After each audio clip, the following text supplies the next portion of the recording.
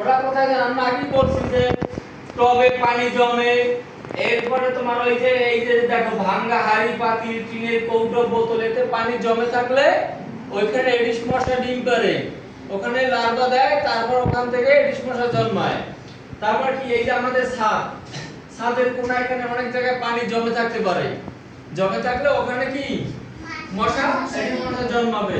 এবার এই যে অনেক দেখো পরিত্যক্ত ড্রাম, এই যে গাড়ির টায়ার, এগুলো দেখা যায় আমাদের বাড়ির আশেপাশে স্কুলের আশেপাশে পড়ে আছে, অথচ আমরা দেখি না, খেয়াল করি না। তো ওর ভিতরে পানি থাকে, ওই পানিতেই কি এডিস মশা জন্মায়, ওখান থেকে বের হয়ে সহজেই আমাদের কামড়াইতে পারে। এডিস মশা কি দূর থেকে আসা লাগে না। এডিস মশা কি ভারত থেকে আসে? ভারত থেকে আসে না, আমাদের ঘরে আমাদের বিদ্যালয়ের আশেপাশে ওরা জন্মায়।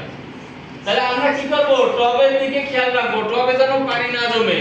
এরপরে আমাদের বাসার চারপাশে আমরা দেখবো যে কোনো পলিতে বা পুরান কোনো পাত্রে বা কোনো টায়ারে পানি জমে আছে কিনা, বিশেষ করে বৃষ্টির দিনে।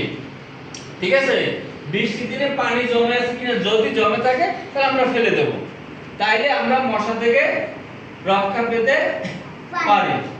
এরপর মশায় কামড়ানোর তোমার নির্দিষ্ট একটা সময় আছে, কখন কখন কামড়ায়। মশা কামড়ায়, মশা কিন্তু সব সময় কামড়ায় না। ডেঙ্গু মশায়, ডেঙ্গু একটি ভাইরাস জনিত রোগ। এডিস মশার 4টি প্রজাতির কামড়েই ডেঙ্গু হতে পারে। সচেতনতাই ডেঙ্গু আক্রান্তের একমাত্র প্রতিরোধ।